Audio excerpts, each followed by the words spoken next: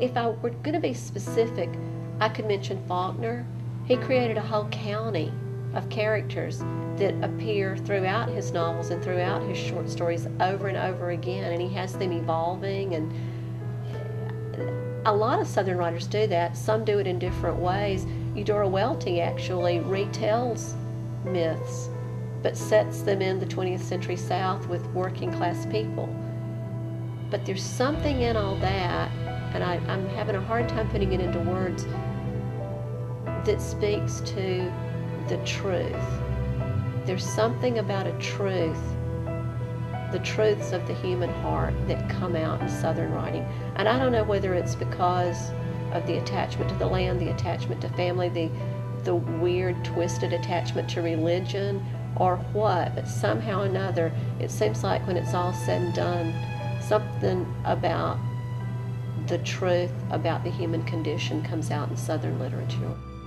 A lot of it's very country. It's very rustic. There's a lot of painting slapped right onto pieces of wood, which I think is beautiful and great, and creations just made out of things found around an old farm, you know, which that's very different from up north. You don't get that so much. You might get the street art up north, you know, graffiti art and things, but down here it seems people find what they can from around them to create something new, and so you end up with these odd creations of boards with nails and you know, tire rims and things, and you know, that's most of the art that I've been exposed to. Delta blues musicians, you know, on their porches singing sad songs. I think of like Buddy Snipes and the Gee's Ben Quilters out in the middle of the Black Belt making things out of trash. And that's all, both of those makers, musical and visual art, both of those people are making things out of the contents of their home. You know what I mean? Like Buddy Snipes is taking literally the siding of his shed and creating sculpture out of it. Mm-hmm. You know, Muddy Waters is creating a beautiful song out of the sadness of being in the Delta. You know what I mean? And so that's, I think Southern art, and perhaps all art in general, is about being where you are, being home. And I get it all the time. I'm a Canadian artist. That's my identity. I've lived a lot of places, but I'm Canadian, you know. And I'll send my resume out with Alabama on it, and people stereotype me, or you know, or I hear, oh, I wouldn't think somebody living in Alabama would be making that. What is that? You know, what does that mean? It's like I'm not going out and putting sticks together. I should be, because I live in Alabama. My only way to express myself is to wrap sticks up and, you know, paint a little like weird face on it and look, I'm an artist. I mean, that's bizarre to me. I mean, again, and it's people using their preconceptions, to very narrow preconceptions of what they think something is, and placing it on me.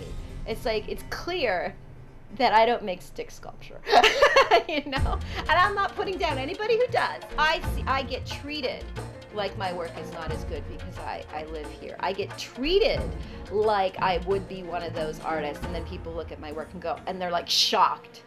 Well, how can you make that and live there? I mean, it's, again, it's just ludicrous to me in so many levels, and really annoying. Everyone from the South that moves anywhere else and looks for a job, like, I'm just a little girl with a Southern accent.